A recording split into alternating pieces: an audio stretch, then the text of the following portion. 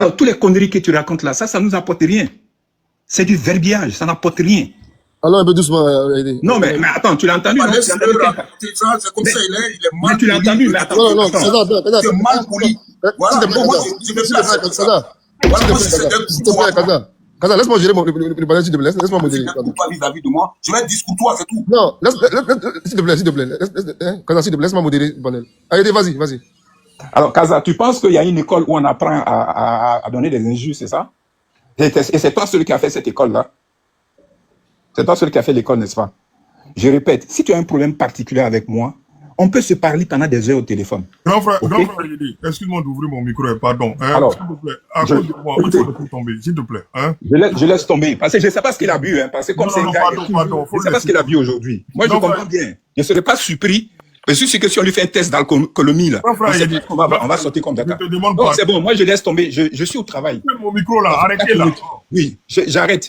On veut calmer la situation, vous êtes là où j'arrête, je vous laisse. Moi, j'ai commencé à travailler depuis 4 minutes, donc je vais descendre du panel. D'accord? Voilà, merci. Merci, GL Khalil. Monsieur Kokora, vraiment, écoutez, on va continuer. Bonjour à tout le monde. Monsieur Aïdé, bonjour. Désolé, c'est moi qui ai fermé votre micro. Je suis désolé de ce que vous avez pu entendre, mais vraiment les insultes ne sont pas permises sur ce panel. Voilà. Les insultes ne sont pas permises. J'ai bien écouté Kaza. Je vais comprendre. Puisque j'étais tombé, qu'est-ce que Aïdé a dit pour que Kaza rentre? Je sais que Kaza, il est allé un peu fort, mais juste dans la voix. Il n'est pas allé totalement. Non, nous, on t'a pas demandé de qualifier ce qu'il a dit. Moi, je demande, qu'est-ce que Aïdé a dit?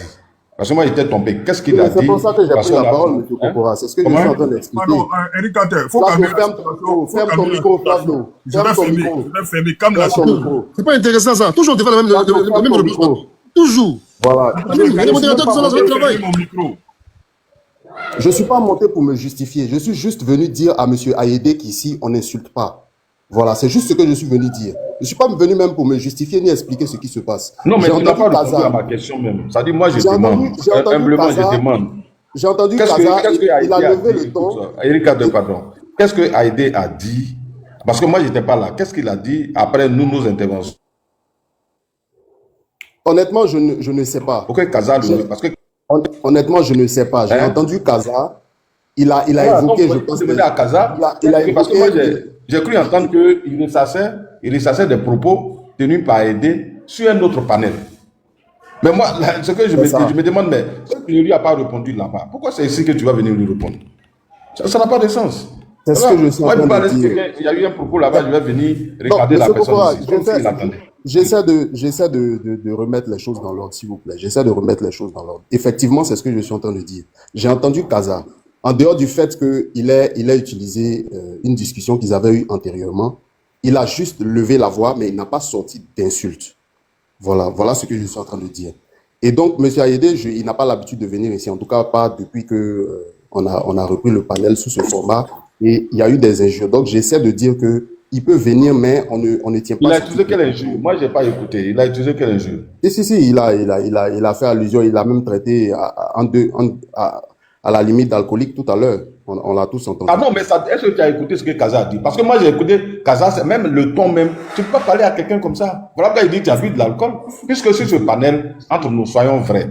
Si c'est dans le débat actuel, voilà pourquoi je dis, quand on met un débat, restons dans le débat. Voilà. Si on veut ramasser tout ce il faut qu'on essaie de rester dans le débat parce que si on essaie de on passe notre temps à ramasser tout ce qu'on a entendu ailleurs pour venir sur un débat, mais ça n'a pas de sens. Tu vois? Donc, sa réaction, mais moi, je n'ai même pas. Je me suis dit, mais derrière moi, Aïdé lui a fait quelque chose. Donc, tu peux crier sur quelqu'un, lui peut prendre ça comme tu es hystérique et puis tu n'as pas le droit de crier sur lui. Donc, il ne faut pas dire que non, Kaza n'a rien fait, c'est l'autre qui l'a insulté. Non. Le gars, ça n'a pas été toi. Tu prends la parole, tu commences à l'agresser. C'est une agression. Non, je vais dire un mot. Kaza s'est exprimé. En fait, attends, s'il te plaît, attends. Je vais dire un mot, si vous permettez. Effectivement, ça dit que le panel, effectivement, on le veut assez courtois, assez instructif. Donc, si vous voyez que des gens, où qu'ils soient à travers le monde, n'ont pas le temps de nous écouter, c'est parce qu'ils pensent que vous êtes des hommes de qualité. Et des femmes de qualité aussi. Tout à l'heure, ce matin, on a vu la sœur Diane, tout à l'heure, nous édifier. Donc, ceci étant, À vrai dire, j'ai suivi un peu les échanges. C'est que l'intervention de Kaza a été très corsée. Certes, c'est vrai qu'il a fait une digression en parlant n'est-ce pas, de AED sur d'autres panels, tout et tout. Donc, ça peut, il dit bien, ça peut sembler, en tout cas, on va dire, entendre que, habituellement, ce qu'il fait ailleurs là-bas, lui, Kazan, n'est-ce pas, n'apprécie pas ça. C'est son droit de ne pas apprécier cela, c'est vrai. Mais est-ce qu'il doit l'amener ça ici? Non. Mais dans son propos, quand même, là, c'est vrai qu'il n'a pas été, on va dire, directement injurieux. Il était quand même très dur, parce qu'il a dit comme ça que Ayede, hein, pour le... Ok, tu as reçu un appel. En fait, j'ai bien écouté, hein. J'ai écouté les échanges. Voilà. Donc, il disait comme ça que Ayede, c'est pas parce que j'ai pas fait de l'économie, c'est vrai, ou bien nous n'avons pas fait de l'économie comme toi que nous sommes nuls. Donc, il a dit ces choses-là, c'est vrai. Donc, c'est vrai que c'était une attaque personnelle, c'est clair, c'est pas le sujet. C'est vrai, c'est pas le sujet, un. De deux, encore, c'est pas sur ces arguments. C'est vrai. Mais peut-être que le ton était assez très, très vindicatif, c'est clair. Vraiment très, très vindicatif, c'est vrai. Mais je n'ai pas senti, n'est-ce pas, une injure directement apportée contre Ayede. Ceci étant, Ayede, naturellement, a la légitimité, effectivement, de croire que le monsieur a soit un problème avec lui. Parce que si, habituellement, je le fais ailleurs, tu ne dis aucun mot là-bas, et que c'est ici que ce matin que tu m'attends, je dois me le dire. Donc, il pense que certainement que tu as un problème avec ma personne. Donc, en parlant, c'est vrai que les mots sont montés un peu. Il y a eu alcoolique, il y a eu aussi mal impoli. Bon, bref, moi, ce que je souhaiterais, que chacun mette un peu de l'eau dans son vin, dans son yamakoudi, comme on dit, qu'on se calme.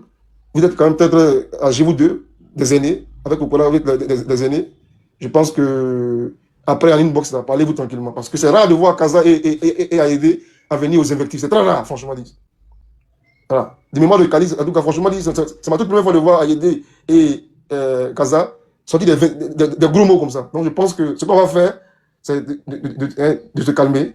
De se calmer, les gars. Vous êtes les plus âgés. Donc c'est moi, franchement dit, en vous parlant, je suis très mal à l'aise parce que je suis votre cadet. Vous voyez, non? En Afrique, c'est pas ce qui est souhaitable. Voilà. C'est l'inverse qui est souhaitable.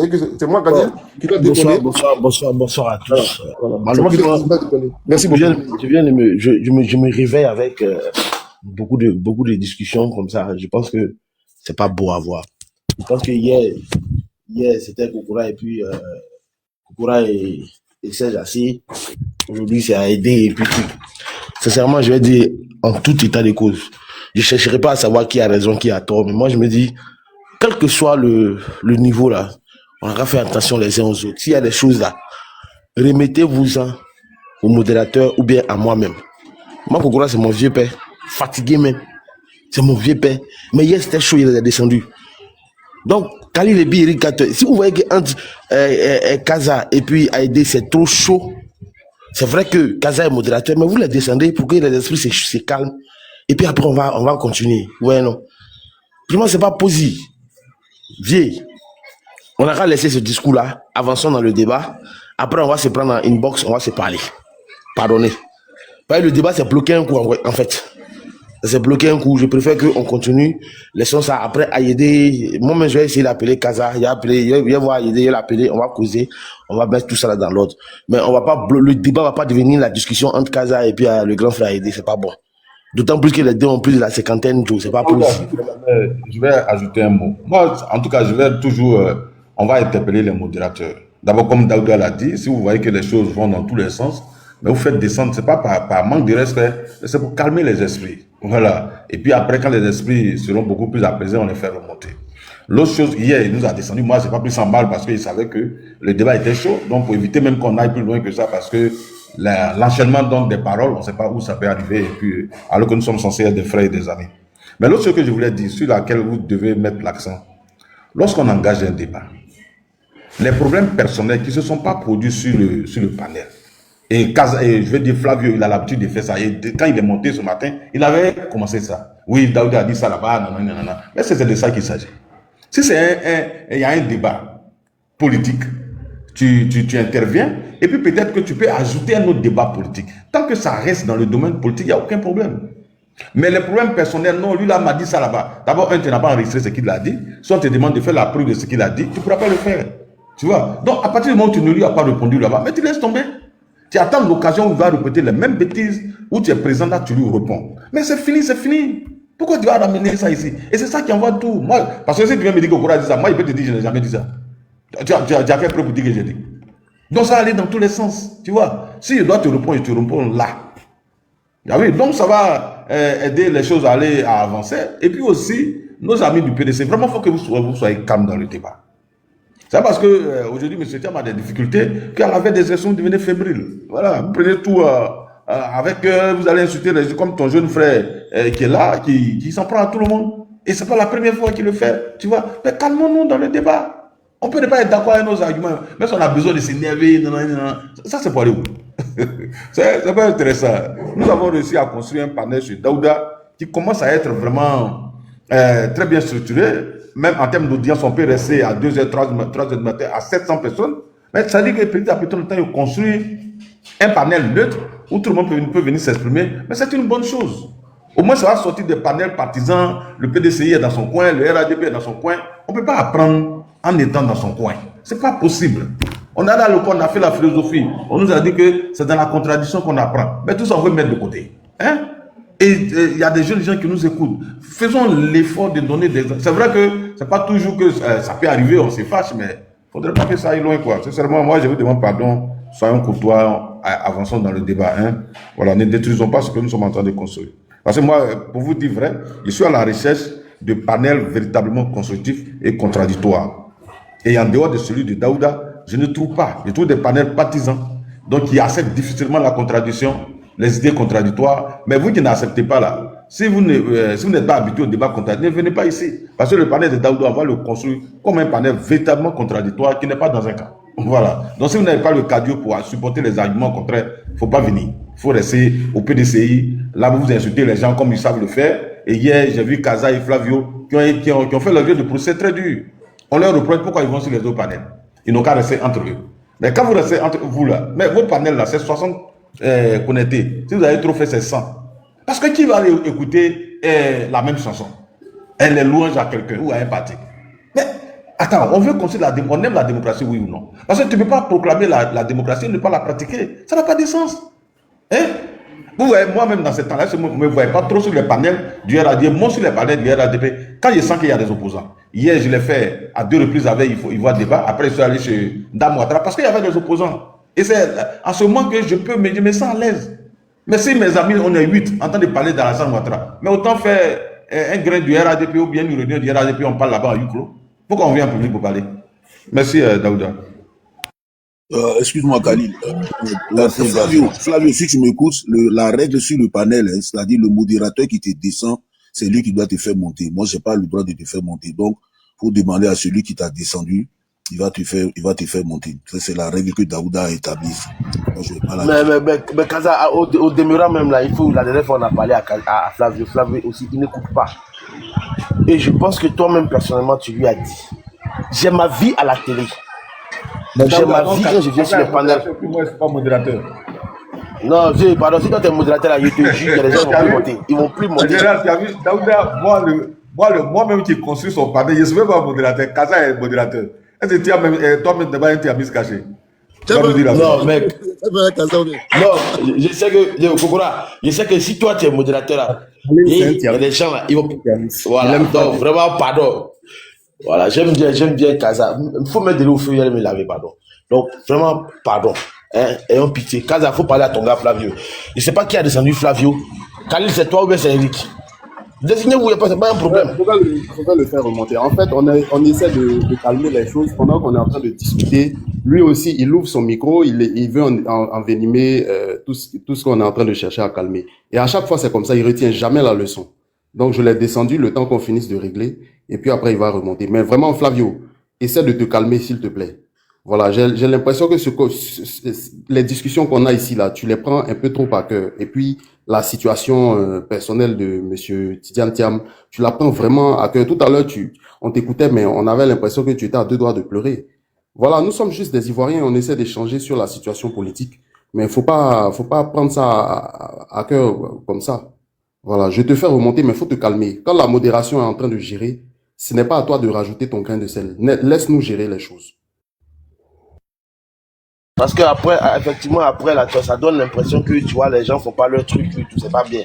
Kaza, là, il est modérateur, il aurait pu s'énerver, mais tu as vu qu'entre Ayede et lui, quand ça commence à devenir bizarre, il s'est tué. Il n'a pas parlé, il a laissé Khalil et puis Eric gérer. Tu vois, et moi, j'ai vu que Kokora, quand Kokora est en train de discuter avec Eric Carter, moi, j'ai appelé Kokora. Il a coupé.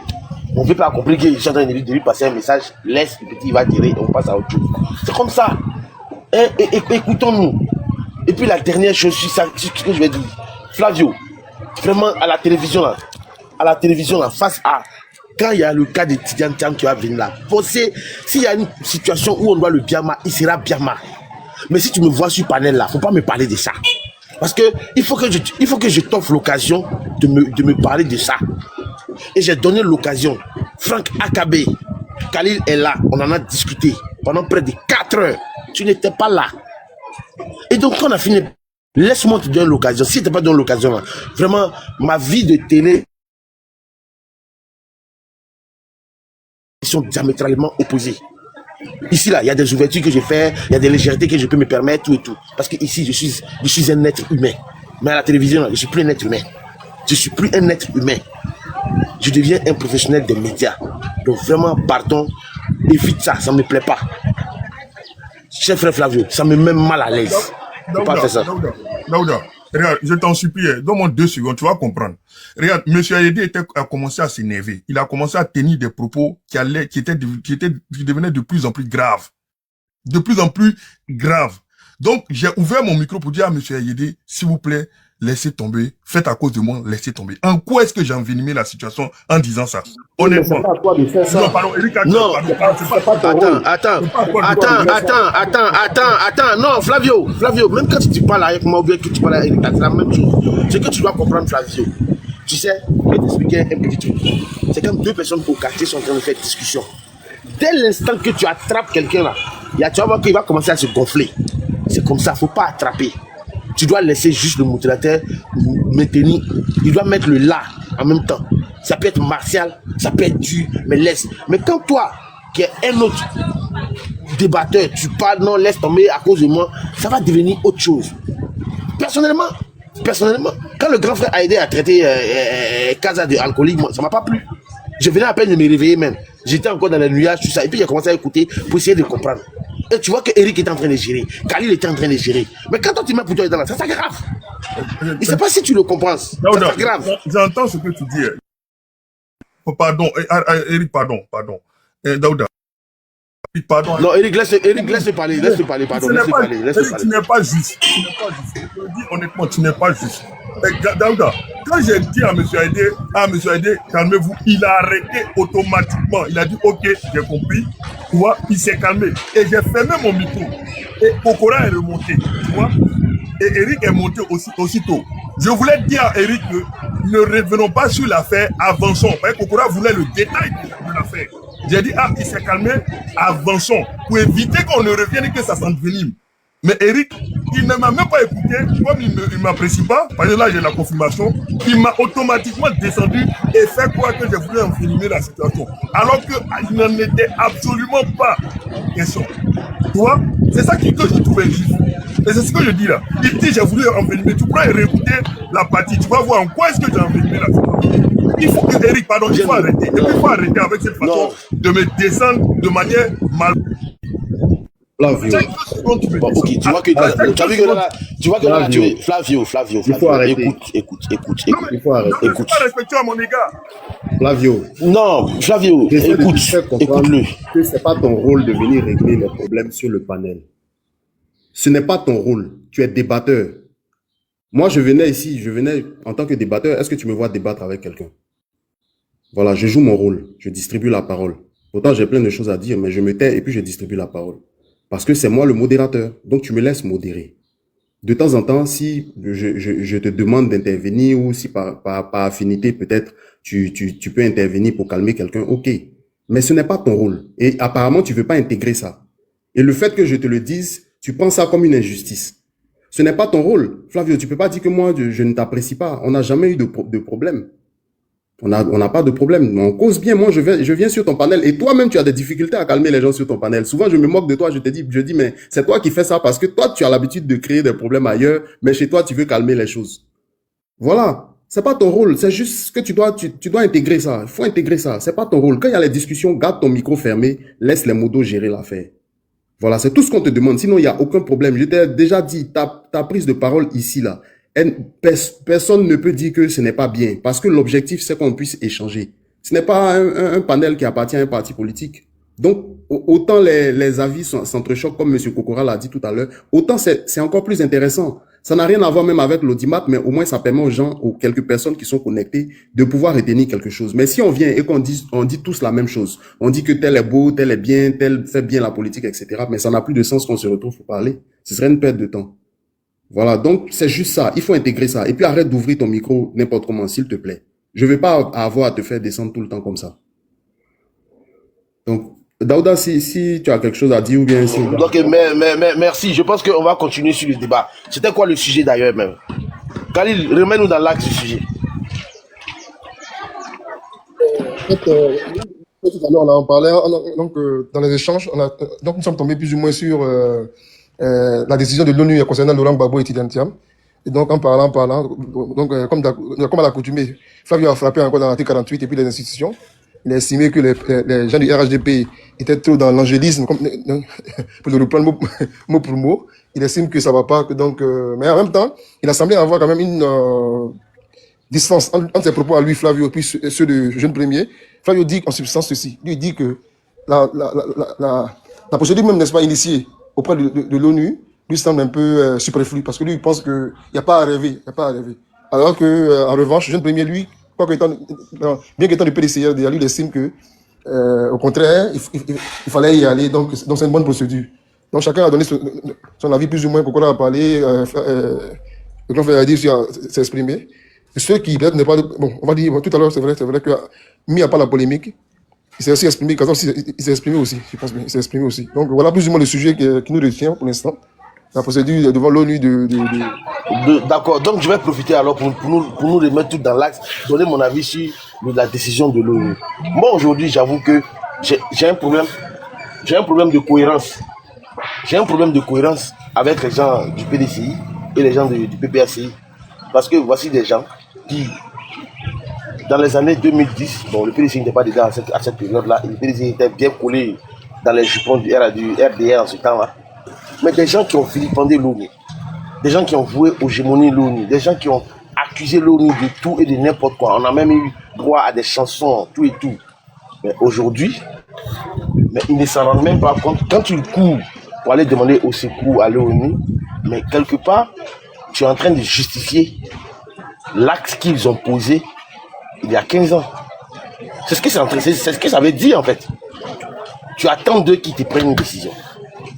Mais ce qui est dramatique, c'est que tu cours pour aller dans une juridiction dont tu ne maîtrises même pas la façon de fonctionner. Et tu t'en vas. Quand vous y arrivez, d'accord, il faut laisser. Après, moi-même, j'ai servi. Merci. Donc, quand vous y allez, vous êtes confronté à une situation où, finalement, l'ONU rejette votre requête. Parce que moi, je ne serais même pas étonné que la décision que la Cour africaine des droits de l'homme a donnée à Laurent Gbagbo, que ce soit la même décision que l'ONU va donner pour Tidiane Thiam et pour Laurent Gbagbo. Je ne serais même pas surpris. Même pas. Parce que c'est la même chose. À la vérité, regardez au pays. C'est vrai que même quand les États signent des traités à l'international, ces traités sont au-dessus de nos lois. Ça, c'est normal. Mais ça prend en compte aussi, les traités au niveau international prennent en compte aussi nos lois. En Côte d'Ivoire ici, de façon simple et de façon claire. Laurent Gbagbo a-t-il été jugé, oui ou non, pour braquage de la BCAO et de d'autres banques, notamment la BCC, la SGBCI, la BNI et autres? Il a été jugé, condamné pour ça. On pourra dire ce qu'on veut dire sur cette question de braquage. Une chose est sûre, il a été jugé pour ça et condamné. Donc, par conséquent, il perd ses droits civiques. Il ne peut pas voter. Monsieur Tidiane Thiam, je vais faire mon Flavio. Mais il a été élu président du PDCI en 2023. Il a eu tout le temps nécessaire pour renoncer à sa nationalité. Mais renoncer à sa nationalité semblait être un sacrifice tellement grand pour lui qu'il a traîné, il a tourné, il a traîné. Finalement, il a été rattrapé par ses propres turpitudes. Mais à qui est-ce qu'il doit en vouloir? Il ne doit en vouloir qu'à lui-même. Donc aujourd'hui, là, quand l'ONU va finir de lire tout ça, là, ils vont en arriver à la même conclusion. Frère, tu ne respectais pas les règles. C'est pour ça qu'on t'a enlevé purement et simplement dessus. Et la décision de l'ONU, elle est claire en matière. Elle a rejeté votre affaire. Ça, parce que vous ne connaissez pas comment est-ce que ça fonctionne. Elle rejette vos requêtes. Quand elle finit de rejeter votre requête, elle demande à l'État qui a pratiquement 6 mois pour répondre. Mais d'ici, elle va répondre dans 6 mois là.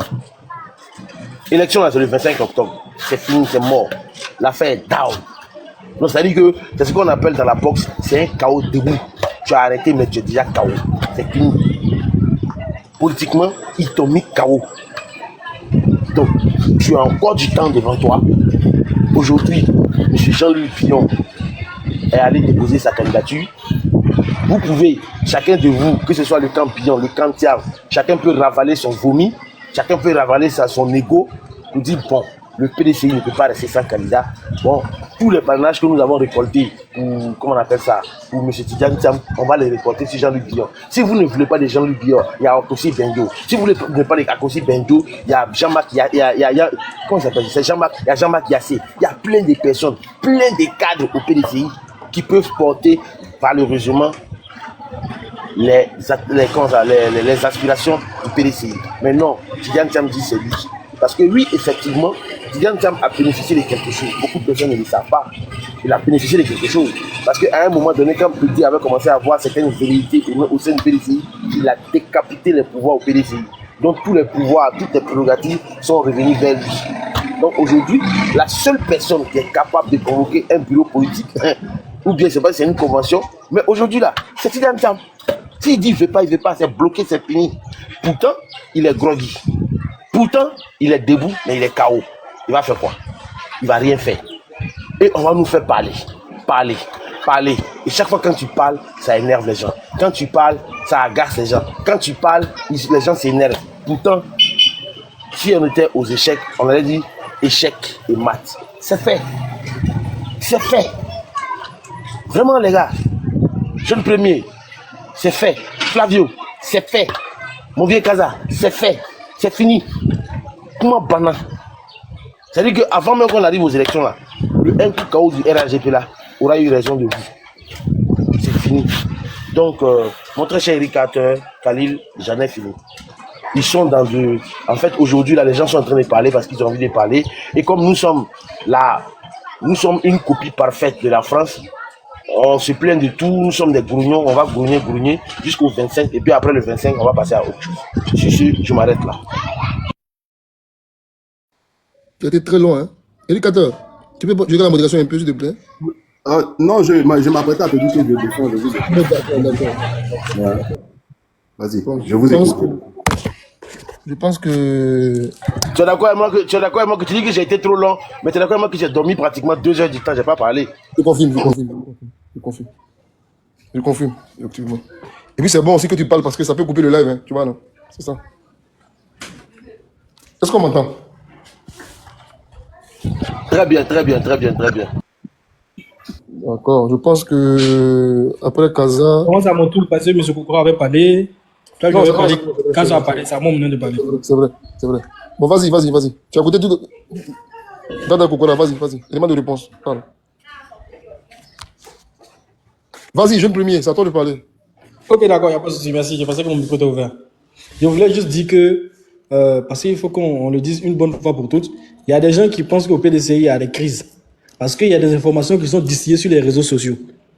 Les informations qui sont distillées sur les réseaux sociaux ne sont que des simples et pures manipulations de masse. Il a été question, comme je l'ai dit, ils ont induit un certain nombre de personnes en erreur, notamment le très cher grand frère et... Il faut pas les citer, il faut parler. Ne cite pas son nom, vas-y, interviens. Ok.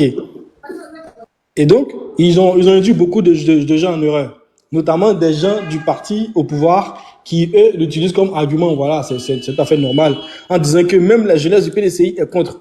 Je voudrais dire à tout le monde que c'est un fake news et les sites numériques ou les journaux en ligne qui ont dû publier cette information n'ont fait que propager de l'intox.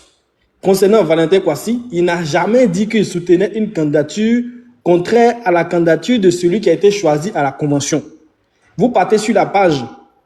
Là, en même temps, je vais aussi alerter les gens. Quand vous apprenez... Jeune premier, ça, tu l'as déjà dit. Ça, tu l'as déjà dit. On le sait, tu l'as déjà dit. Next, comment ça, argument. Oui, ça, tu l'as déjà dit. Oui, je continue. Okay. Je suis en train de... Je ne viendrai pas dessus. Je suis en train même temps de sensibiliser les gens. Parce que nous sommes en période électorale et nous sommes dans une période très sensible. Donc, quand vous voyez... Attends, les gars, Daouda, pardon, on peut revenir dans le sujet. Parce que finalement, le sujet qu'on avait posé, c'était la décision de l'ONU concernant Gbagbo. Bon, tu as déjà parlé, on a tous sauté, bon, c'est fait. On avance, hein, mais tu vas répéter les mêmes choses. Oui, ils ont induit les gens en erreur. Non. Bon, il faut qu'on avance, sincèrement. Voilà. À la fin, le débat il devient pauvre, on perd du temps pour rien. Puis effectivement, voilà. Surtout que normalement, il y a une colle qui avait été posée, à laquelle il n'a pas répondu concernant d'autres choses naturelles. Oui, pour le cas de M. Thiam. Je pense que tout ça même là, c'est une parenthèse. Bon, voilà. Donc, si tu te permets, reviens sur le sujet, reviens. Ok, d'accord. Il n'y a pas de souci. Je reviens sur le sujet. Nous sommes en période électorale. Et dans cette période électorale, il y a un organe qui est censé incarner la confiance de cette période. Parce que cet organe, en fait, il a vu le jour parce qu'il y avait donc des inquiétudes au niveau de l'organe qui organisait antérieurement les élections, qui était le département ministériel de l'Intérieur. Il se trouve que 25 ans après l'adoption donc des textes qui régissaient cet organe ne travaille pas correctement comme cela avait été édicté dès lors de sa... Jeune premier, je suis obligé de t'arrêter. À la vérité, tu vois, le débat là, c'est l'ONU. L'ONU qui a rejeté la requête du PPACI et de Laurent Gbagbo. Vraiment, la CEI a quoi avant dedans? Non, Daouda, c'est vrai, tu as raison. Mais, attends, tu as raison, Daouda, mais je pense que sur le plan de la rhétorique là, on peut quand même lui permettre rapidement une petite digression, rapidement dessus. C'est un peu lié, semble-t-il, un peu, légèrement. Pas directement, mais lié légèrement. Donc, laisse-le faire une digression là-dessus. Et puis, il va revenir, tu vois, non, au sujet précisément. Ok. C'est bon? Oui, mon très cher ami professeur. Effectivement, monsieur Daouda, j'avais déjà pris, vu que vous n'étiez pas là, c'est pour ça. Sinon, j'avais déjà épilogué longuement sur cet angle, notamment le communiqué de l'ONU. J'ai dit que, de façon historique, l'ONU est l'organe qui, après donc les deux grandes guerres que le monde a connues, a fédéré toutes les nations autour donc d'un ensemble de consensus qui sont régis par un ensemble donc de lois. C'est pourquoi quand on partait à l'ONU, il y a plusieurs organes. L'organe en charge des droits de l'homme et du respect de ces droits-là pour chaque citoyen qui est donc référencé à partir donc des différents pays qui constituent le monde, il est de plein droit de ces citoyens, s'ils se sentent lésés, de saisir cet organe de l'ONU pour faire valoir cela. C'est dans ce sens que le cas, M. Thiam a saisi l'ONU lorsqu'on essaie donc de bafouer ses droits les plus basiques, fondamentaux, qui est donc le droit de vote, le droit donc d'occuper une fonction publique, le droit donc d'exercer son droit politique. Dans le cas de M. Thiam, c'est pourquoi Khalil a dit que effectivement c'est normal, parce que les deux sont liés. Aujourd'hui, le droit de vote, on veut empêcher deux personnes, deux candidats majeurs de pouvoir voter et aussi de pouvoir se présenter aux élections. Quel est l'organe en réalité qui organise ces élections? C'est la CEI, donc c'est lié. Pour ce qui concerne le cas de M. Thiam, le cas de M. Thiam, il est simple, c'est pour ça, c'est ce que mon grand frère Flavio s'est vêtu à le faire. Nous sommes dans un État. Cet État-là est régi donc par un ensemble de lois. Il est dit à l'article 6 que la révision est annuelle.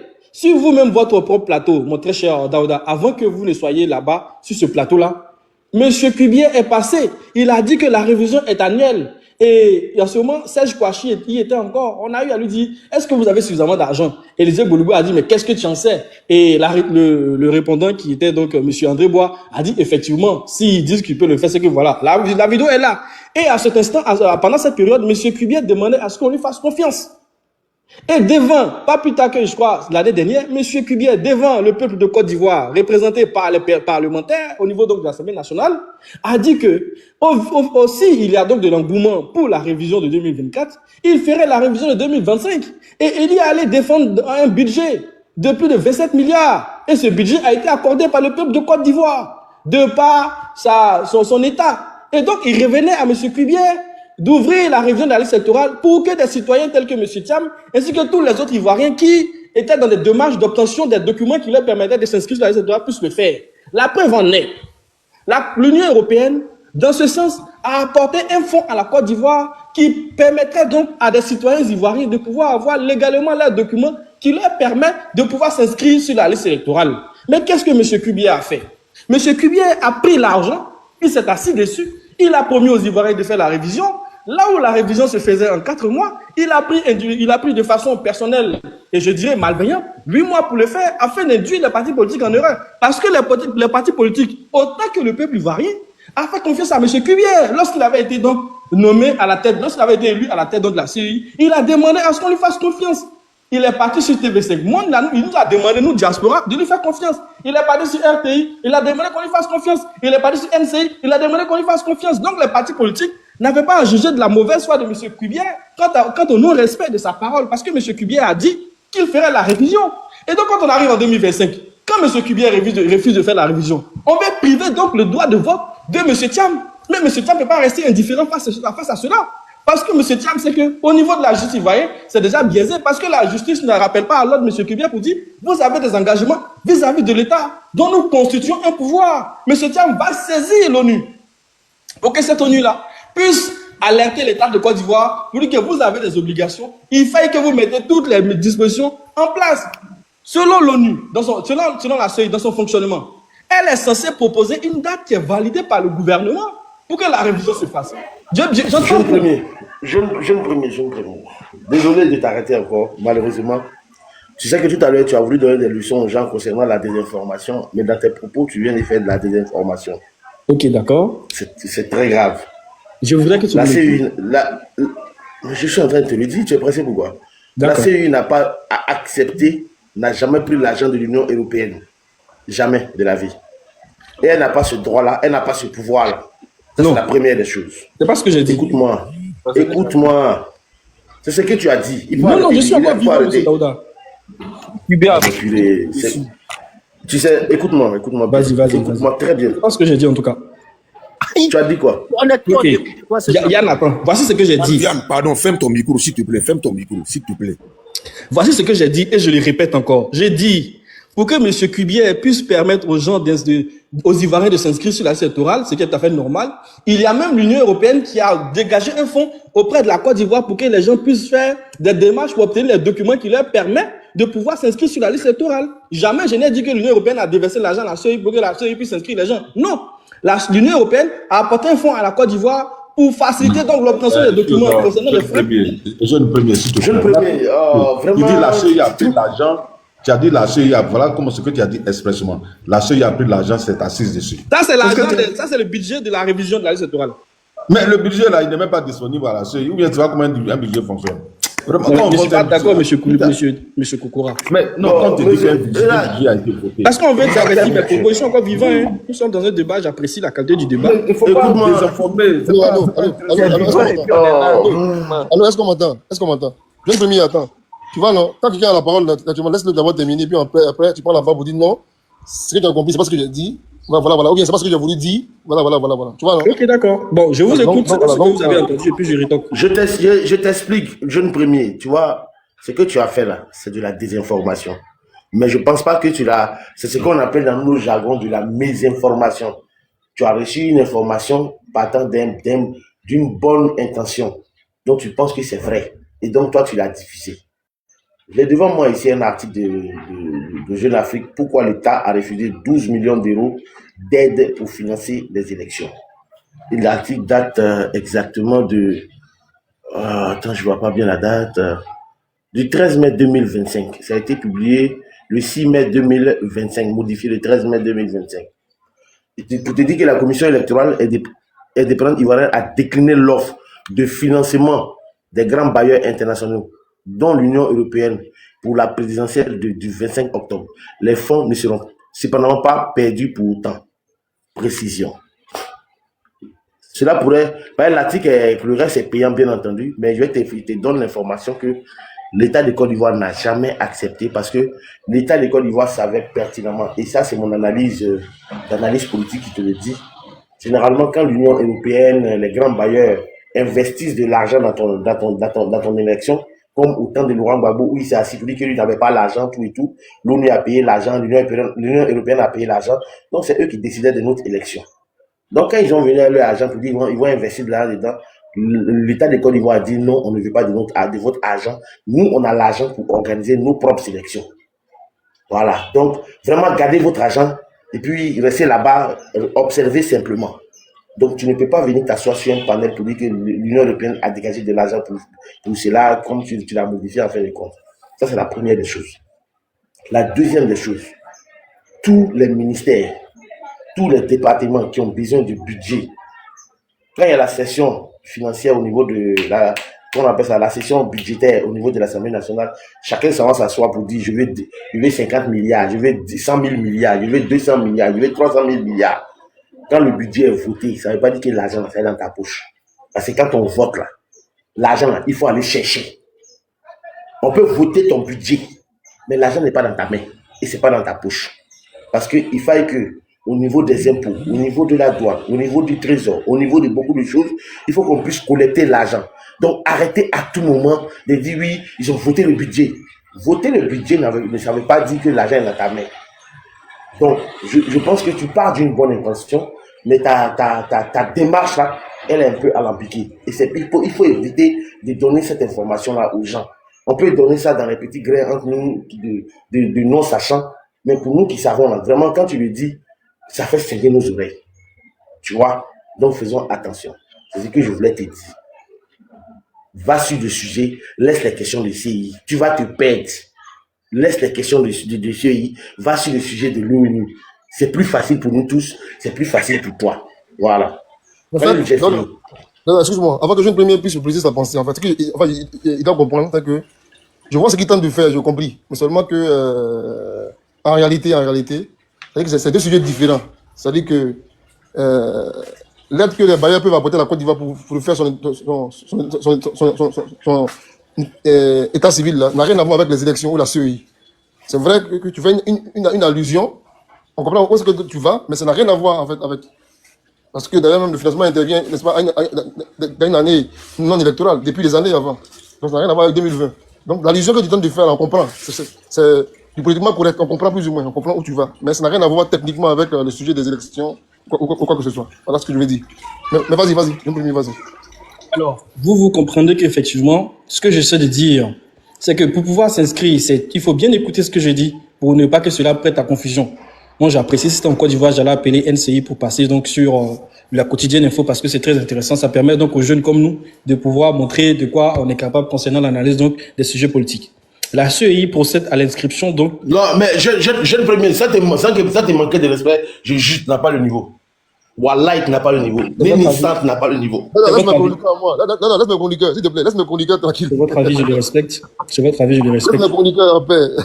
Vas-y, mon frère. Ok, d'accord. Alors, je dis encore, dans une démarche méthodique, il faut bien écouter ce que je dis afin de ne pas pouvoir me prêter des mots que j'ai pas dit. Oh, je le premier. Attends, je le premier. En tout cas, dans la méthodique pure.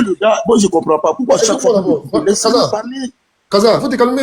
Je comprends pas. Non, mais franchement, je n'arrive pas à comprendre. Kaza, faut te calmer. Écoute-moi aussi, quand même, s'il te plaît. Alors, arrête de te plaindre comme ça aussi, quand même. Écoute aussi, c'est comme je dis. Il ne me plaît pas, mais tu as su pas la parole. Ne plains de moi. Alors, je ne peux pas me battre avec l'autre du panel pour qu'il puisse parler et pas en même temps. C'est-à-dire que subir en même temps tes foudres, quand même, je suis désolé. C'est moi qui me battais avec Daouda pour qu'il puisse terminer. J'interviens pourquoi? Parce qu'en fait, il ne comprend pas ce qu'il dit. Parce que pourquoi? Ce qu'il dit là, c'est une injure. C'est que tout à l'heure, ce qu'il vient de dire tout à l'heure là, c'est une injure. D'où vient de réagir. En rhétorique, là, ce qu'il vient de dire, c'est une injure. Mais comme il ne sait pas, c'est vrai, il en parle. Donc pour le protéger, il dit, laisse tomber. Voilà. En français, pur. Ce qu'il vient de dire, c'est une injure. Donc nous, c'est comme là. Mais bien sûr, en fait, en vérité, il ne sait pas. Mais bon, c'est pas bien grave. Avançons. Laisse tomber, vas-y. Parce que quand tu me dis, on n'a qu'à écouter, bon, finalement, je suis un peu con, en fait, il est bon. Tu vois, c'est ça, Kaza. C'est qui l'a dit là? Le petit m'a insulté, personnellement. Tu vois un peu là? Mais j'ai pas voulu m'attarder dessus, j'ai dit on n'a qu'à avancer. Et Khalil me connaît bien, il sait que il allait avoir quelque chose derrière. Donc, faut pas dire ça. Le petit, quand il parle là, il fait pas attention à ses mots. Il aime utiliser les mots, et il fait pas attention. Tu fais ça aux autres, mais à moi là, si tu le fais la petite, Vraiment, tu vas aller sur les panels, tu as mis, vous allez vous débrouiller là-bas. J'ai fini de parler. Donc, vas-y, termine ton propos, vas-y. Désolé si vous avez interprété mes propos dans ce sens. C'est pas ce que je voulais dire. Je veux dire quoi? La CEI, pour qu'elle puisse procéder à l'enregistrement des Ivoiriens sur la liste qui leur permet effectivement de pouvoir participer aux élections, il fait que ces Ivoiriens disposent d'un ensemble de documents, notamment des documents de l'état civil, extrait d'acte de naissance, carte d'identité. C'est ce document qui permet aux Ivoiriens de s'y inscrire. Et il arrive que certains Ivoiriens, n'ayant pas les moyens de s'établir ces documents, ne une sésame. Alors l'Union européenne a dégagé un budget pour soutenir l'État dans ce sens, pour ce qui concerne l'État civil. Donc, quand les Ivoiriens vont aller à faire ces documents-là, qui vont être gratuits, ce sont ces documents qui vont permettre à ces Ivoiriens de venir s'inscrire sur la liste électorale. Et à combien d'auteurs s'élève ce montant? Ce montant s'élève à 5 millions d'euros. 5 millions d'euros. Sachant bien que 1,5 million euros, ça fait 1 milliard de francs CFA. Donc, vous pouvez faire le calcul pour voir combien ce montant est équivalent en termes donc, de milliards de francs CFA. Donc, ces milliards de francs CFA ont été apportés à l'État de Côte d'Ivoire pour faciliter l'obtention des documents de l'État civil. Donc, je vais vous lire ce qu'il y a ici. L'UE soutient la mise en œuvre de la stratégie nationale d'État civil et d'identification en Côte d'Ivoire via un projet pilote destiné à renforcer les capacités de l'Office national et de l'État civil et de l'identification qu'on appelle l'ONESI, à sensibiliser la population tout en facilitant l'enregistrement des faits d'état civil, naissance, etc. des zones ciblées de postes consulaires. Ce projet a été mis en œuvre entre le 1er novembre 2020 et le 31 décembre 2024. Entre 1er novembre 2020 et 31 décembre 2024, il n'y a pas eu d'élection présidentielle, qui est donc l'élection phare. D'où ma prise de parole pour dire, effectivement, l'Union européenne dégage un fonds pour permettre aux Ivoiriens d'avoir des documents. Une fois que les Ivoiriens ont ces documents, M. Kubier se braque. Il ne veut pas faire la révision de la liste électorale. Parce que certains Ivoiriens n'ont pas pu obtenir effectivement leurs documents dans le temps. Lorsque la liste électorale a été ouverte récemment en 2024, en novembre. Et vous comprendrez avec moi que la date ici, c'est le 1er novembre 2020 et 31 décembre 2024. Et on sait bel et bien comment est-ce que nous, Africains, on se comporte. Tant qu'on n'est pas dos au mur, on ne fait pas les documents. Et donc, M. Kubier a pris l'engagement devant le peuple de Côte d'Ivoire, représenté à l'hémicycle, pour dire, vous, peuple de Côte d'Ivoire, si on constate qu'il y a de l'engouement pour cette révision de 2024, nous allons étendre la date. Et la preuve en est que quand les gens ont constaté qu'il y avait un engouement, la date des inscriptions sur la liste électorale a été prorogée. Et il a dit que, effectivement, on va ouvrir la révision en 2025 devant le peuple de Côte d'Ivoire, représenté à l'hémicycle par des députés. Et M. Kubier, parce que j'ai entendu la dernière fois, M. Kokora dit que c'est les partis politiques qui étaient dupes. Non, monsieur le président de la CEI a demandé aux Ivoiriens, dans la diaspora comme en Côte d'Ivoire, de lui faire confiance lorsqu'il a été élu. Sur différents plateaux télé que j'ai pris le soin de citer, NCI, la FTV, dans différentes émissions, la F-Talk, la télé d'ici, et même NCI 360. Et donc, quand il a dit ça, les Ivoiriens lui ont accordé leur confiance. C'est le même qui revient en 2025 pour dire que ne me faites pas confiance. Donc là, se joue la crédibilité de M. Kubier. C'est ce qui empêche donc M. Thiam de pouvoir s'inscrire parce que M. Kubier n'est plus crédible. Il respecte plus ses engagements. Donc M. Thiam saisit l'ONU. En fait, tout est rattaché. C'est une démarche synchro et bien définie, ma prise de parole. Parce que certaines personnes, quand ils ne vont pas comprendre dans les commentaires, ils vont dire oui, il ne raconte rien. C'est pourquoi je dis, ce n'était pas à ton endroit, M. Daouda. Ce n'était pas à votre endroit. Je l'ai dit pour que les gens puissent comprendre d'où part la démarche de M. Thiam. Et pourquoi est-ce que c'est nécessaire? Et quelle est donc la responsabilité de M. Kubier vis-à-vis de cette démarche? Parce que si M. Kubier, je suis par là, M. Kali, s'il vous plaît. Si M. Kubier prend le soin de respecter ses engagements qu'il a pris devant le Parlement de Côte d'Ivoire en ouvrant la liste électorale de 2025, M. Thiam s'inscrit. Ainsi que les Ivoiriens, les millions d'Ivoiriens qui ont pu avoir les documents grâce au fonds de l'Union européenne, M. Kubier ne veut pas. Merci beaucoup. Merci. C'est tellement logique, ma prise de parole. Voilà. Est-ce qu'on peut, comme le monsieur, attends, comme il veut être chroniqueur, tu dis? Oui, ça va dans moi. Après, c'est à qui de parler, après, c'est à qui de moi. Ils sont partis. Non, c'était à moi de parler, non? Ils sont partis. Il y avait avant toi, mais il est parti. Bon, vas-y. Voilà, mais il est parti. Pourquoi tu veux que je parle? Moi, je vais savoir. D'abord, je vais poser une question à Jeune Premier. Comme il veut être chroniqueur sur NCI, j'espère que, bon, tu as dit la période donc, de l'établissement des pièces là, par rapport à l'aide de l'ONU, c'est de 2020 à 2024, c'est ça?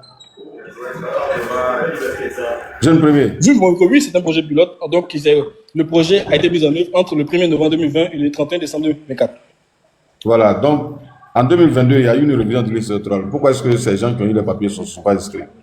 Bon, déjà, je vais vous dire, rien de façon technique et de façon pratique, les personnes qui vont faire les démarches ne vont pas tous le faire le même jour. Et donc, cette affaire... Il y a ceux qui se sont inscrits. C'est-à-dire, depuis 2020, on nous disait qu'il y avait environ 4 millions de personnes qu'on devait enrôler.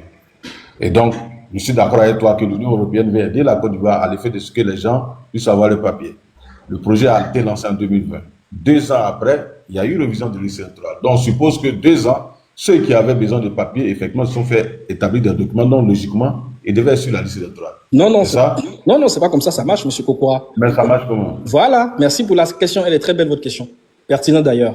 Elle ne marche pas comme ça parce que la phase de soutien de l'Union européenne ne s'arrête pas avant les révisions de la liste électorale dont vous parlez. Parce qu'elle s'étend. Donc, du coup, l'aide continue. Ce qui permet donc aux Ivoiriens de... J'ai compris. Donc, ça dit, en fait, voilà pourquoi tu n'as rien compris. Non, écoute-moi, je t'explique. Mais c'est moi qui ai posé la question comme toi. Ok, expliquez comme vous le comprenez. Tu fais beaucoup de bruit, tu n'écoutes pas. On a lancé une opération en 2020. 2 ans après, est-ce que des gens ont réussi à avoir le papier? S'ils ont réussi à avoir le papier 2 ans après, logiquement, ils doivent s'inscrire sur la liste électorale. La phase continue. Ceux qui n'ont pas pu établir leur papier de 2020 à 2022 vont continuer de se faire établir les pièces jusqu'en 2024. N'est-ce pas? En 2024, il y a 31 décembre, ça prend fin. Donc, ça veut dire que de 2020 à la révision de la liste électorale en octobre 2024, ça fait pratiquement 4 ans. Voilà, donc pendant 4 ans, les Ivoiriens ont eu leurs papiers et durant cette phase donc, de facilitation d'obtention des documents, il y a eu 2 révisions de liste électorale. Si tu me dis qu'on attend de finir d'enrôler tout le monde, faire leurs papiers et puis maintenant, après 2024, on fait l'enrôlement. Je crois que c'est au fur et à mesure que les gens obtiennent leurs papiers, c'est-à-dire l'opération m'a permis à moi, Kokora, en 2021, d'avoir mon document. 2022, je m'inscris sur la liste électorale. Ceux qui n'ont pas pu avoir leur document en 2021 ou ni en 2022 et qui en 2023 ont eu leur papier grâce donc à cette opération, mais ils s'inscrivent en 2024. Alors, je me rappelle qu'en 2024, les certificats de nationalité étaient gratuits. En 2022 également, les certificats de nationalité ont été rendus gratuits. Les certificats de résidence ont été rendus gratuits pour permettre aux gens de pouvoir s'inscrire sur la liste électorale. Alors, pourquoi est-ce qu'ils n'ont pas pu le faire? Si vous permettez. Vous permettez que je vous pose une question, s'il vous plaît, M. Kokora? Il a une question. Je pense que tu te répètes. Vraiment, Fabio, il faut que votre gars là, vous lui apprenez à débattre avant d'aller sur LCI. Sinon, il va se faire. Non, mais bon, en fait, j'arrête ça parce que c'est même pas un raisonnement logique. De 2020 à 2024, en 2020, d'abord, il y a eu une révision de liste électorale. 2022, il y a eu une révision de liste électorale. 2024, il y a eu une révision de liste électorale. Et puis, quand tu fais le calcul, vous savez, il y a une statistique qu'il faut faire. En 2000, la liste électorale de Côte d'Ivoire était d'environ 5,3 millions de personnes. En 2009, tous les documents étaient gratuits. On nous a permis même de nous inscrire avec extrait de naissance supplétif. Mais tu sais, jeune premier, combien on a eu? On a eu 5,7 millions de personnes. C'est-à-dire en 10 ans, la liste électorale n'a évolué que de 400 000 personnes. 400 000. Là où tous les documents ont été utilisés pour se faire établir une pièce d'identité. Il n'y a que 400 000. Quand tu prends de 2010 à 2024, elle a évolué. Si tu fais, c'est environ 3 millions de personnes. Donc en 15 ans, si tu divises ça par 3 millions par 15, ça te fait environ 200 000 personnes chaque année. Donc, même si on ouvre une RLE en 2025 ou en 2026, ça sera dans la fourchette. Tu ne vas pas aller au-delà de ça. Tu comprends? D'ailleurs, voilà pourquoi, sous Youssou Bakayoko, la CEI a décidé de faire les révisions de liste électorale chaque 2 ans. Parce qu'ils ont fait en 2015, 2016. En 2016, ils n'ont obtenu que moins de 200 000 personnes sur la liste électorale. Donc, ils se sont dit, mais attends, on organise une RLE où on dépense des milliards pour à la fin avoir 200 000 personnes. Ce n'est même pas bénéfique, c'est du gaspillage. Donc, il faut attendre au moins 2 ans, le temps donc de mobiliser beaucoup plus de personnes avec le même budget. Est-ce que tu comprends? Voilà pourquoi cette idée-là est venue. Mais comme les gens sont malhonnêtes, et d'ailleurs c'est avec le PDC, Voilà pourquoi je trouve qu'à un moment donné, il faut arrêter de jouer avec l'intelligence des Ivoiriens. On a tous géré cette commission électorale indépendante. Je peux comprendre le PPACI. Ils n'ont pas pris part à la gestion donc, de l'État de 2010 à 2020, ainsi que les autres partis. Mais le PDCI, là, on a tous été ensemble au pouvoir. On a géré la CEI. Faisons le bilan de la CEI sur ces 10 ans. 10 ans, c'est 3 révisions de liste électorale qui ont été faites en 10 ans. Or, en 5 ans, c'est 3 révisions de liste électorale qui ont été faites. Donc, tu vois que si vous êtes un peu cohérent, vous allez comprendre que votre raisonnement aujourd'hui, personne ne peut l'entendre. Et voilà pourquoi la communauté internationale ne fait plus attention à vous. Sinon, l'UA est venu, hein, à écouter tout le monde. La CDA a écouté tout le monde. Quelle a été leur conclusion? Parce qu'ils ont dit que c'est de la plaisanterie, en fait. C'est-à-dire la coutume en Côte d'Ivoire. Si on veut parler en termes de coutume, c'est que on ne fait pas de révision des listes électorales chaque année. Ça, c'est la coutume en Côte d'Ivoire. L'exception, c'est qu'on fasse une révision des listes électorales chaque année à partir de maintenant. Donc, vous ne pouvez pas prendre quelque chose auquel on a tous été habitués, ensemble d'un commun accord. Et puis aujourd'hui, parce qu'il y a un individu qui est venu, qui a atterri sur la scène politique, il est coincé par sa propre faute, alors il faut forcément faire une révision de liste électorale. Ce n'est pas logique. Ça, c'est la première chose. La deuxième chose, j'espère que quelqu'un va pouvoir me donner la réponse.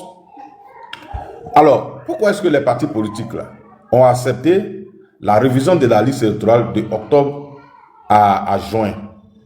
Pourquoi 8 mois? Est-ce que quelqu'un peut me répondre? Et puis après ça, je vais poser une autre question. Nos amis de l'opposition, est-ce que quelqu'un est courageux pour répondre à cette question? Hein? Ils ont accepté, moi, à mon avis, hein, ils ont accepté les 8 mois parce que M. Cubier a dit qu'il attendait d'enrôler 4 millions de personnes. C'est lui qui l'a dit. Donc, voilà. D'accord. Donc, M. Cubier a dit, nous voulons 8 mois parce qu'on attend 4 millions de personnes. Et puis les partis politiques ont accepté. C'est ça, non? Maintenant, on n'a pas réussi à... C'est mon point de vue. Non, ça c'est ton point de vue. C'est un peu logique. C'est un peu logique. Mais est-ce que M. Cubier a mobilisé les moyens techniques pour pouvoir enrôler ces 4 millions de personnes? Mais oui. Bien. Ok. Mais pourquoi ces personnes ne sont pas venues? Est-ce que c'est la faute à Cubier? Si ça, nous sommes tous les deux d'accord. Ça, moi, je l'ai décrit sur les panels. Que les Ivoiriens aussi, ils ont leur part de responsabilité dans cette affaire. Voilà. Ça. Au moins, tu es honnête. Vraiment, c'est ce qui me plaît chez Kaza. De temps en temps, il est frappé par un brin de lucidité. Donc, ça, c'est bon. Donc, j'ai dit, ensemble, on a accepté sous-entendu que quand je n'ai pas bu, c'est ça. C'est mon vieux père. C'est mon vieux père. Maintenant, Kaza, une autre question. Pourquoi est-ce que, pour la révision de la liste électorale de 2024, on a pris des gens qui n'étaient pas encore en âge de s'inscrire et qui vont avoir l'âge en 2025? Pourquoi on a accepté ça? Pourquoi on l'a fait? Quel était l'objectif derrière? C'est pour anticiper. Moi, à mon avis, tu m'as posé cette question plusieurs fois, je te donnerai toujours la même réponse. Pour moi, c'est une avancée. C'est une avancée et c'est pour anticiper certaines choses. Je crois, hein, moi, c'est ce que je pense. Voilà. Je crois que d'accord. Donc, si on doit faire une révision, si dans la mémoire de tout le monde, les acteurs, on doit faire une révision de liste électorale en 2025, pourquoi anticiper sur 2025 alors que 2025 arrive? Vraiment, j'avoue que je n'ai pas la réponse à ça, honnêtement. Je n'ai pas la réponse à ça. Moi, j'ai la réponse. Vas-y. La réponse, elle est toute simple. En fait, c'est technique. On espère donc voir 4 500 000 de personnes s'inscrire. Alors, on va ouvrir les paramètres afin que ces personnes puissent s'inscrire. Premier paramètre.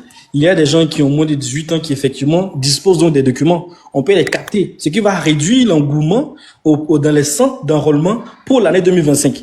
Donc le fait que des gens âgés de moins de 18 ans s'inscrivent avant qu'on ouvre en 2025 n'exclut pas le fait que des gens qui soient âgés de plus de 18 ans ne puissent pas le faire en 2025 parce que ceux-ci n'auraient pas encore obtenu leurs documents. C'est tout. D'abord, tu te jettes à l'eau. Non, je ne me jette pas à l'eau, c'est technique. Voilà, non, on dit on refuse l'engouement lorsque on est convaincu qu'on ne pourra pas prendre tout le monde. Alors que le dispositif de la CEI dit, même si on enrôle 50 personnes par jour par bureau de vote, on enrôle 12 millions de personnes. Tu comprends? Donc, à partir du moment où on peut enrôler 12 millions de personnes, 4,5 millions, c'est pas de la mer à boire. Et puis d'ailleurs, quand on a déjà 4 millions de personnes qui sont en âge de voter, qu'on veut collecter, ça veut dire qu'on a le maximum de personnes à faire inscrire sur la liste électorale. Pourquoi aller prendre déjà des gens qui n'ont même pas atteint l'âge? Quel est l'objectif? On a déjà 4,5 millions J'ai qu'on pas recherche. j'ai pas- Écoute-moi, s'il te plaît, tu ne donnes même pas de réponse. On a déjà 4,5 millions de personnes. Si on n'a pas de, c'est-à-dire, par exemple, on recherche 4,5 millions de personnes. Et puis, il se trouve qu'on n'a pas encore ces 4 millions. C'est-à-dire, ces 4 millions, il y a une bonne partie qui va atteindre l'âge de voter en 2025. On dit donc, on n'a qu'à anticiper. Mais on a déjà un stock qui est là, qui est 4,5 millions de personnes. Pourquoi aller chercher déjà ceux qui n'ont pas atteint l'âge de voter? C'est-à-dire qu'il n'y a pas de déficit d'électeurs, si je peux m'exprimer ainsi. Il n'y a pas de déficit. On est à 8 millions d'électeurs. Il y a 4 millions qui ont atteint l'âge de voter, qui ne sont pas sur la liste électorale qu'on recherche. Pourquoi se fatiguer pour aller prendre ceux qui n'ont pas encore atteint l'âge? Ça n'a pas de sens. Si tu fais un peu appel à ton bon sens, ça n'a pas de sens. Si on a moins d'électeurs, alors qu'on cherche beaucoup d'électeurs, là on dit, bon, pour atteindre notre objectif de beaucoup d'électeurs, il faut aller puiser dans le stock qui n'est pas encore atteint l'âge, mais qui va atteindre. Donc, on peut les prendre sans problème. Mais en réalité, l'idée derrière la tête, c'est que tout le monde a convenu que 2025, il n'y a pas de révision des listes électorales. Donc, il fallait permettre à ceux qui vont atteindre l'âge de la majorité, à l'affichage de la liste électorale provisoire, de pouvoir s'inscrire sur la liste électorale à partir du moment où ça ne violait pas la loi. Est-ce que tu vois? Sinon, on aurait pu prendre les enfants d'avril ou bien de juin, de mai, non. Mais parce que ces personnes-là, à partir de mars où on affiche la liste électorale provisoire, auront déjà atteint l'âge donc de vote, 18 ans, et donc personne ne peut les radier parce qu'ils ont atteint l'âge de la majorité. Voilà l'objectif. Ok, Tu merci. comprends?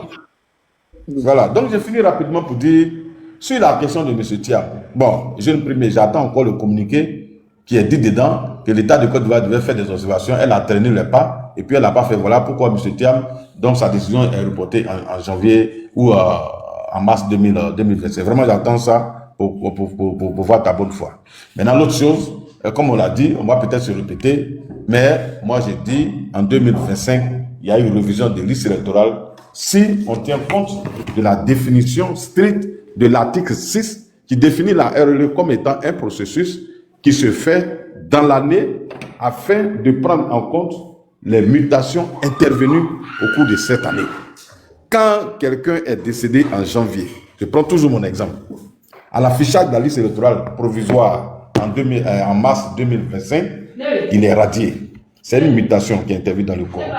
Quand quelqu'un a eu à retrouver ses droits civiques et politiques en février ou même en mars, avant la publication, on peut demander, non, même pas en mars, parce que le contentieux s'ouvre en mars, et puis après, tout se fait. Donc, cette personne doit s'inscrire sur la liste électorale. Ceux qui sont allés en prison en temps, on peut demander leur radiation, on doit même demander, c'est pas peu. On doit demander leur radiation de la liste électorale. C'est une mutation. Les enfants qui avaient 17 ans en octobre, qui passent 18 ans en février, en mars ou en avril, au moment du contentieux, sont une mutation dans le corps électoral. Donc, de janvier à avril 2025, toutes les mutations intervenues dans le corps électoral ont été prises en compte. Donc, pourquoi est-ce qu'il n'y a pas de révision de liste électorale? Et donc, quand UQB même dit qu'en 2025, il va faire une révision de liste électorale, ça sera en ce moment 2 révisions de liste électorale en 2025. Je ne suis pas d'accord avec lui. Pour moi, et selon... Chef Koukoura, Koukoura, vraiment, Eric et puis Khalil, vraiment, dans 20 minutes, là, je pars au travail. Donc, dans 20 minutes, là, on va fermer. Mais toi-même, tu dors et puis on est en train de faire panel. Donc, tu peux déposer le téléphone dans la voiture, mais après, ça va se couper. Mais je vais finir rapidement pour dire, en tout cas, de mon point de vue, l'analyse de l'article 6 que j'ai fait, quand je mets cette analyse en liaison avec ce qui a été fait lors de la révision de la liste électorale de 2024 à 2025, je me dis qu'il y a eu bel et bien une révision des listes électorales en 2025. Ce qui n'a pas été fait, c'est qu'il n'y a pas eu d'enrôlement de masse en 2025. C'est-à-dire un nouvel enrôlement. C'est tout ce qui n'a pas été fait. Sinon, la révision de la liste électorale a été faite en 2025. Voilà pourquoi, quand vous prenez la procédure, là, il est écrit dessus « Révision de liste électorale 2024-2025 ». On ne peut pas commencer une révision de liste électorale en 2024 qui prend en compte les mutations de 2024 et ensuite les mutations de 2025 et puis vous dites non, 2025 n'est pas concerné. Mais pourquoi? Vous foutez des gens ou bien? Vous foutez des gens. Si la révision de 2024 s'est arrêtée en 2024, après les événements de 2024, là, il dit, bon, 2025, il n'y a pas de révision. Mais on a poussé jusqu'en juin. en prenant en compte certaines mutations donc, de 2025, vous dites qu'il n'y a pas de révision. Mais pourquoi? Donc, après, comment vous définissez la révision de la liste électorale? C'est ça. Ou bien on ne lit pas le même article, l'article 6 de la même manière, ou bien on le lit de la même manière, mais c'est par mauvaise foi que les gens veulent utiliser. Donc, pour dire qu'il n'y a pas eu de révision, il y a eu révision. Les partis politiques, en tant qu'ils restent. Et puis, d'abord, c'est eux qui sont responsables. Puis, si la CEI avait fait la révision de la liste électorale en mars, comme elle avait demandé, mais on aurait fini la révision de la liste électorale en 2024 et commencé pour 2025. Mais c'est vous-même qui avez repoussé jusqu'en octobre, et puis aujourd'hui, vous venez accuser les gens. Si la CEI avait fait la révision en vacances, ils vont dire, oh, ça c'est de la manipulation, c'est une antenne du RADP, on veut empêcher nos militants qui sont en vacances. Non, non, non, non. La CEI a accepté vos exigences pour envoyer la révision en octobre. Est-ce que de octobre à décembre, on peut finir une révision de liste électorale proprement avec une analyse des données aussi claire? Non, il faut arrêter. Voilà. Vous n'avez pas envie d'aller aux élections, vous n'irez pas aux élections. Et puis rien ne changera dans notre pays. Le ciel ne tombera pas sur la tête de la Côte d'Ivoire. Vous allez vous asseoir à la maison comme en 2020 et puis 5 ans encore pour le RADP. Ça ne fait que nous arranger. Donc asseyez-vous à la maison. Si vous voulez aller juste toucher Dieu, l'ONU, mais l'ONU nous a déjà donné votre réponse. Vous êtes allé à l'Union européenne, ça n'a pas marché. Aujourd'hui, vous êtes à l'ONU. Bon, après l'ONU, vous allez faire quoi? C'est terminé. Voilà. Merci Khalil et puis voilà, on est ensemble.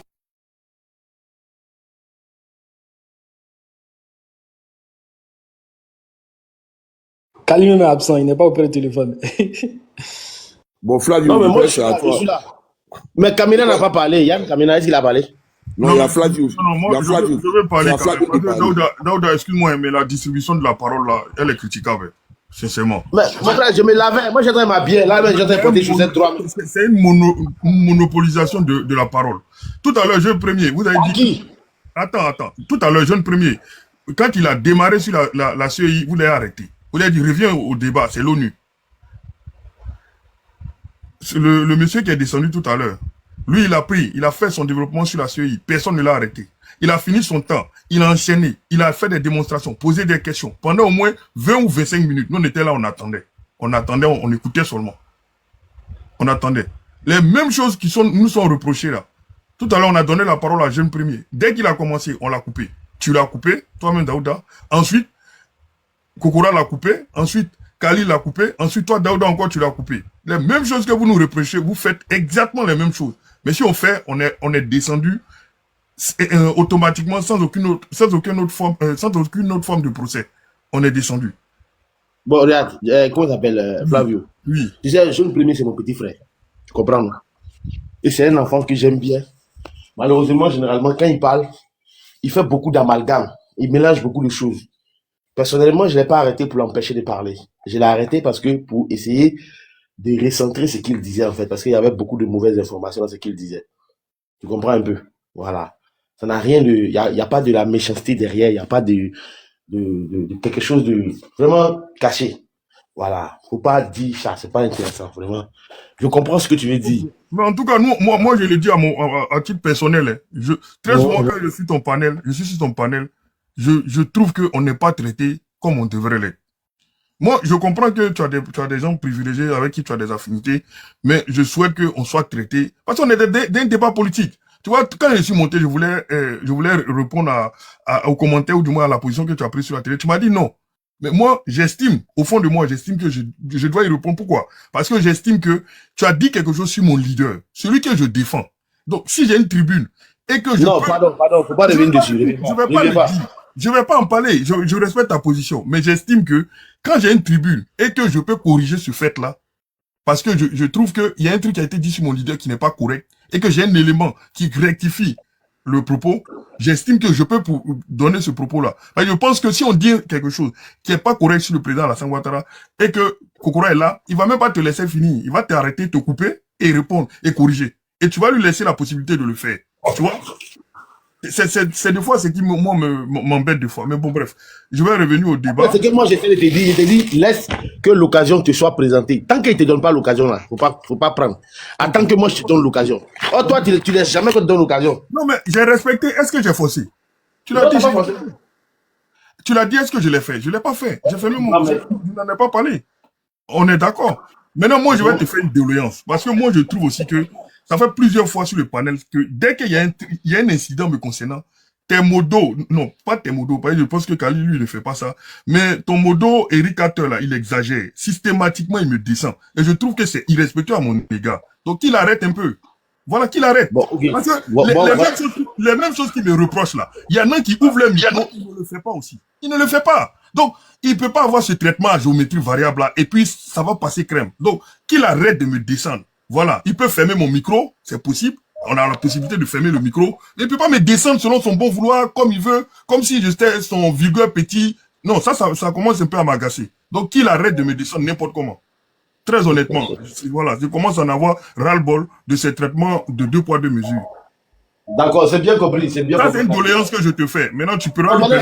Si tu as fait ta doléance, est-ce que moi, je peux répondre à ta doléance? Tu as le droit d'y répondre, puisque je suis ton panel, il n'y a pas de souci, je respecterai ta... D'accord. Moi, tout ce que je vais te demander simplement, regarde, essaie de faire comme mon grand frère Kaza. Tu comprends, non? Quand il y a une situation, le type de personnes qui, moi, me mettent mal à l'aise, là, c'est les gens qui parlent pas. Ils sont là, ils attendent leur tour. Ça fait que quand il prend la parole, là, tu peux pas le couper. Tu peux pas. Il faut m'aider à t'aider. Aide Eric à t'aider. Aide Khalil à t'aider. Faut pas envoyer. Même si le ciel est en train de tomber, faut pas réagir. C'est pas ton problème. Tu as donné ta doléance, non? J'ai compris. Je vais leur passer l'information, mais pardon. Toi aussi, aide-moi. S'il y a une situation là, faut même pas parler. Tu attends que ça tourne, ça vient sur toi. Ouais. Au moins, tu as le micro là. Hein, comme chez vous au PDC là, maintenant on arrache le micro là. Quand ça arrive là, le plan B là, voilà. Tu prends ton micro, ce que tu as envie de dire là, tu dis, je ne peux pas t'empêcher. Mais si chaque fois tu fais des petites interventions, arrive un moment là, c'est compliqué. Donc vraiment, Flavio, pardon, toi aussi, faut sciencer, allez sciencer. Ok, dans tous les cas, aujourd'hui là, tout le monde est témoin. Je n'ai pas ouvert mon micro ne serait-ce qu'une fois pour couper quelqu'un. Voilà, je n'ai pas ouvert mon micro ne serait-ce qu'une fois pour couper qui que ce soit. Flavio, faut partir au débat. Ça, là, ça va changer quoi avec cet échange là, Daoud? C'est vrai, je sais bien que ça va. Je peux pas accepter la situation comme elle est. Mais je tenais à dire que je n'ai coupé le micro de personne. Mais malgré ça, Eric Carter a tout fait pour me mépriser. Bon, c'est pas grave. Donc, je reviens donc au débat. Moi, je dis vraiment, nos chers frères du RADP, arrêtez de manipuler l'information. La RLE, là, elle est convoquée par un décret pris par le président de la République, sous proposition de la CEI. La RLE qui a été faite là, c'est écrit 2024. Le budget qui a été utilisé pour la faire, c'est le budget de l'année 2024. Donc ça, il faut que ce soit clair. Il n'y a pas eu de RLE en 2025. Et puis même, il y a un passif. En 2021, on n'a pas fait de RLE. En 2023, il y a eu le même cas. La RLE a commencé en fin 2022 et s'est étendue en 2023. Mais la RLE qui a été, j'allais dire, mentionné dans les archives, c'est la RLE de l'année 2022. En 2023, il n'y a pas eu de RLE. Et à ce propos-là, il y a des citoyens ivoiriens, justement, qui ont envoyé donc une lettre à la CEI pour qu'elle puisse leur expliquer, parce que la CEI dit, donc dans l'exécution de son budget, avoir utilisé cet argent-là. Donc, ces citoyens-là ont demandé à la CEI, qu'est-ce que vous avez fait avec cet argent-là, étant donné qu'il n'y a pas eu de RLE ces 2 années. Jusqu'à présent, la CEI est incapable de répondre au courrier donc de ces 2 messieurs. Malgré le fait que y a l'institution d'accès donc aux informations publiques qui a intimé l'ordre à la CEI de leur répondre. Malgré ce fait-là, la CEI n'a toujours pas répondu. Donc vraiment, venir faire croire que parce qu'on a tenu compte entre janvier et septembre de personnes décédées qu'on a retirées de la liste électorale au cours du consensueux, c'est que c'est la RLE de 2025. C'est une information qui est fausse et je ne sais pas pourquoi Koukoura veut forcément maintenir cette thèse-là. Elle est totalement erronée. C'est pas vrai. La RLE qui a eu lieu, c'est la RLE de 2024. Et on va écouter M. Kubier, lui-même dans ses propos à 2 reprises. Je vais remettre ces 2 propos-là pour que vous puissiez comprendre. Mais je voudrais vous rassurer qu'il y a possibilité dans le standard international de 2 types de révision. Il y a la révision ordinaire et il y a la révision exceptionnelle. La révision ordinaire, c'est celle que nous entreprenons maintenant. Si, par extraordinaire, il y a un besoin qui se fait ressentir par rapport aux nouveaux majeurs qui sont d'un certain nombre, mais la commission peut être saisie et la commission peut ordonner à cet effet-là, organiser une révision extraordinaire pour pouvoir prendre ces mineurs-là. Ce sont des possibilités qui sont vues, mais il faut qu'ils soient importants parce que c'est un dispositif qu'on met sur toute l'étendue du territoire. Une seconde, on a déjà écouté ça, je vais remettre encore pour que vous puissiez comprendre. Les citoyens devaient s'inscrire sur la liste électorale. Vous n'avez pas fait la révision de la liste. On n'a même pas fini pour 2024, vous êtes en train de parler de 2025. Mais attendons, finissons de 2024 déjà. Finissons de faire la révision de 2024. S'il y a un engouement, il n'y a pas de problème. Nous allons toujours faire la révision. Ne vous en faites même pas. Maintenant, la question qui se pose, est-ce que la révision de la liste électorale là, se fait en raison de l'engouement ou pas qu'il y a? Non, c'est une disposition de la loi. Tu la respectes. Même s'il y a 2 personnes qui vont s'inscrire, bon, je caricature, mais même s'il y a 2 personnes, c'est pas ton... Il a dit, limite, c'est à toi de faire en sorte que tu puisses convaincre le maximum de personnes d'aller s'inscrire. Et toi-même, quand on démarre la révision de 2024, tu nous dis qu'on attend autour de 4 200 000 électeurs. Alors, tu fais la révision, tu n'as même pas 1 million, tu n'as même pas le quart donc, de ce chiffre-là. Et tu as 3 cas qui ne sont pas enrôlés. Et tu dis qu'il n'y a pas d'engouement. Mais qu'est-ce que tu as fait pour créer l'engouement? C'est ton rôle. C'est le rôle de la CI de faire en sorte que, de faire la publicité de la RLE pour que le maximum de jeunes gens viennent s'enrôler. C'est son rôle. Il a un service de communication, il a un budget pour sa communication justement pour ça. Donc vraiment, cette thèse-là, il faut que notre très cher frère Kokora arrête de la développer. Parce qu'elle n'est pas juste. Il n'y a pas eu de RLE en 2025 et l'article 6 du code électoral n'a pas été respecté par M. Kubier. Et c'est inadmissible. Je l'ai dit à plusieurs reprises, c'est pas juste. Surtout pour vous qui défendez la thèse de l'article 48. Vous pouvez pas insister sur cet article 48 là et puis dire que non, ça n'a pas, j'allais dire d'incidence. Vous pouvez pas insister sur l'article 48 et dire que l'article 6, on peut ne pas le respecter, on peut le piétiner, c'est pas grave, on s'est entendu. Et cette thèse de on s'est entendu. À quel moment vous êtes entendu, vous avez signé un accord politique pour dire qu'il n'y aurait pas de RLE en 2025? Et puis même cette histoire des calendriers. Au fait, quel est l'intérêt des partis politiques? C'est de voir les personnes s'inscrire sur la liste électorale. C'est à cette partie-là qu'ils sont actifs. C'est cette partie-là qui les intéresse. Faire en sorte que le maximum de personnes s'enrôlent. Mais la suite du processus là, ça ne concerne que la CI. Il faut chuter en 2 minutes. Hein. Ok. La suite du processus, ça ne concerne que la CI. Hein? La suite du processus, à partir du moment où on a fini d'enrôler les gens, le processus est ensuite récupéré par la CI, est géré ensuite par la CI, jusqu'à la publication de la liste provisoire, qui va voir les citoyens aller donc se plaindre pour corriger donc les situations problématiques. Donc quand on fait croire qu'on s'est entendu avec les partis d'opposition sur un calendrier pour dire qu'il n'y aurait pas de RLE en 2025, on vous demande de sortir le test. Sortez-nous l'accord, il est écrit où? Vous êtes incapable. Et on a écouté Kubier tout à l'heure, il a dit clairement que il était pour, donc il y avait une possibilité, donc si on finissait la RLE de 2025, de faire une RLE en 2024, pardon, de faire une RLE en 2025. Donc voilà, la CEI a trompé, M. Kubier a trompé les gens, en s'entendant sûrement avec votre régime, vous avez manœuvré pour faire en sorte que le président Thiam et tous les 3200 électeurs potentiels ne puissent pas donc s'inscrire sur la liste électorale. Et ça, c'est à dénoncer. Et donc, nous, on va pas manquer de le dénoncer. Seconde chose, on dit non, la jeune première a dit tout à l'heure que l'Union européenne a financé donc la mise à jour de notre état civil. On nous dit que ça n'a rien à voir donc avec la RLE. Mais attendez, pour aller s'inscrire sur la liste électorale là, il faut pas avoir de papier. On a besoin de papier. Donc ça contribue. Voilà. Si le processus a commencé en 2020, ça s'est achevé en décembre 2024. Donc tous ceux qui ont pu bénéficier à travers ce projet de l'obtention donc d'une CNI, mais ça leur a permis de s'inscrire sur la liste électorale. Donc ça a contribué. Donc je comprends, je n'ai pas vraiment compris votre thèse consistant à le critiquer ou du moins à ne pas être d'accord avec son propos. Parce que je trouve que c'est cohérent son propos. Maintenant, je termine sur ça. Daouda, tout à l'heure, Jeune Premier a dit que s'il était en Côte d'Ivoire, il aimerait donc aller sur les plateaux pour pouvoir s'exprimer. Et tu as dit directement qu'il n'a pas le niveau. Bon, moi, j'ai trouvé que c'était trop dur. Le niveau, là, on ne naît pas avec. C'est le travail qui fait le niveau. Donc, quand on a une volonté, là, on va travailler pour avoir le niveau qu'il faut. Déjà, il faut avoir la volonté. Et on accompagne la volonté du travail. Et dire que quelqu'un n'a pas le niveau, moi, je trouve aussi ça je trouve que c'est un propos qui est un peu méprisant. Parce qu'on ne naît pas avec le niveau. C'est le travail seul qui doit, tu as totalement le niveau. Il faut l'accompagner avec du travail et